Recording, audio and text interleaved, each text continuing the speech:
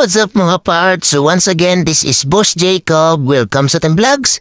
So for today's video mga part ay continue natin ang ating build sa ating Econo C70 project.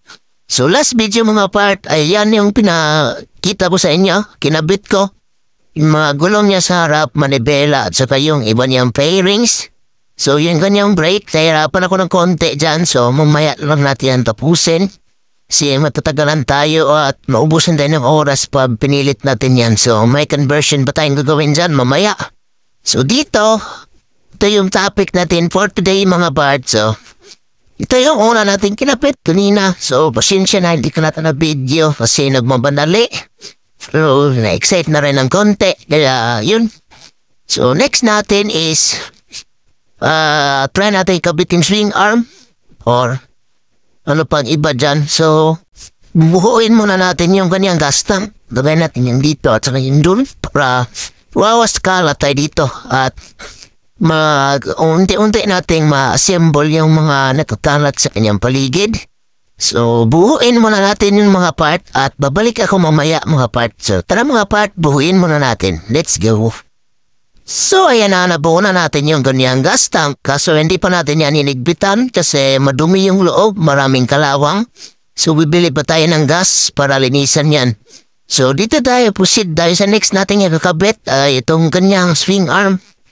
So, para matapos na to, lagay na natin yung ganyang swing arm. Then, lagyan natin ng gulong sa likod. So, kabit mo natin yung kanashing arm mga parts. So, tit ko kayo mamaya. Tara, let's go. Kabit ko muna siya. So, all goods na mga part. Nakabit na natin yung ganyang swing arm. Naigbitan na rin natin yan mga part. Goods na yan. So, higpit na yan. So, next na natin ay kanyang rear shock. So, kabit na natin yan para mabawasan na yung mga kalat dito. And dug na natin yan patagalin mga part. Kabit na natin yung ganyang rear shock para tumindig na naman to at magkaporma. So, sana magamit natin to by this week para may pang service na at hindi na tayo magkaproblema. So, all goods. Yan na. Kapitan ko muna siya ng rear shock mga part. Update ko kayo mamaya. So, babalik tayo. Tara, kabit na natin yan. So, ayan na siya mga part. So, di ko pa inigpitan yung ganyang rear shock kasi kailangan pa ikabit to. So, medyo natagalan ako dito kasi yung wirings niya sa loob nagkagulo. Kaya hindi masyadong nasalpak. So, ngayon, all goods na. Nigpitan ko na rin to. Ito, hindi ko na rin to ni-repaint kasi temporary lang naman to mga part. So, o-order tayo ng dito, yung may lens na kasama. Para goods at para gumana rin yung lahat ng ilaw. Order rin tayo ng kanyang signal light, front and rear.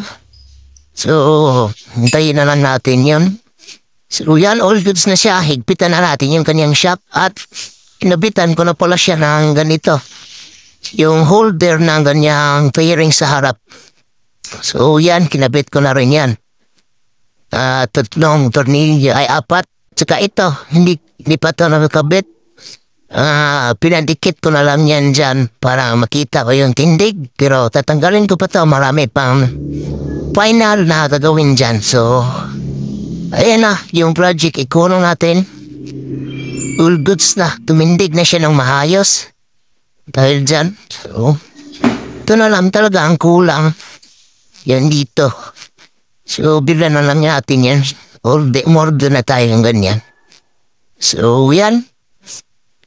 Temporary. Kita na lang natin yung ganyang rear shock. Para goods na tayo.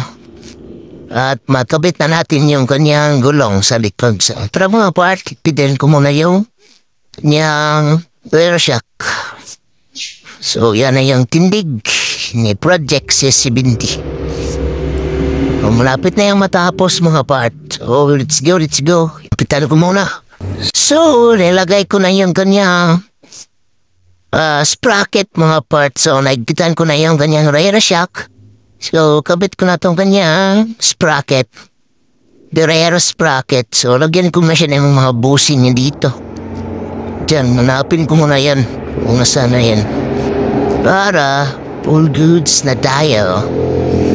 So, let's go. Yo, what's up mga parts? So, before tamo pa dayo, nasa ko'y palailan nyo na game. So, muna siya ang PHL Boss. So, kaning game is daghan gani siya mga dula. So, muna siya ang sulod sa PHL Boss.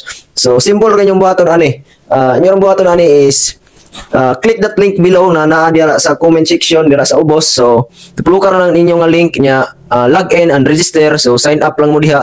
So, pag register niyo muna ni ang makita niyo sulod. So, ato ni ipakita ninyo ron via Zoom. So ato ning nang tawon dira ron. So muna ni siya ang game mga parts. So dagan kini siya mga dula na siya Mines, Super Ace nya color game na sa ni siya fortune game. So muna ni siya magdula na ta mga parts. So mobet ta diag 10 pesos nya tublo ko na to ang bet nya tugtog ta diha nya bang naglag gamay ang screen bam.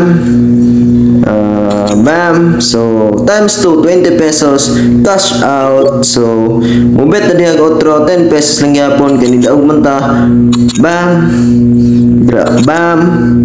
Bam. So all goods 20 pesos na atong 10 pesos. So cash out. So muna na mga part, let's go. So inatuon ra pagdula ang PHL Boss mga part. So nakita ninyo ganiha nga nidaog kita. So meaning to say nga buinas kita tong link. So unsa pa niyong ipaabot mga part, click nyo na ang link dyan sa ubos. So muna i-link na to and simple ra kay instruction mga part. So every week mga tagog 100 pesos sa lucky winner. So dapat lang yung button is naka-like, share, and syempre follow my page. Then screenshot ninyo nga ang gigamit niyo pag register is akong link diyon. I-post lang na diya sa comment section sa ubos kay ako lang taon tanan kay basin day kamo nay matagan natog pang free dula ninyo pohon. So malay ninyo diri na ta dato pohon og masinso. So buinas kay atong link, kita ninyo ganiha na wala dita na sipat pagtuplok sa mga bomba sa mine. So kaduha ta ni dula. So daog dita nan. So mo sa pa yung ipaabot, click that link below and basin day kamo na ang matagan natog 100 pesos every week. And soon pod basin pesa natong iparapol ninyo and hopefully og mas mudagan pa ring views ani nga video. So mas makahatag pa tanyo og mas dako og mas makapalipay nga pa premyo. So unsa pa yung ipaabot mga part, click the link below and register now. Let's go.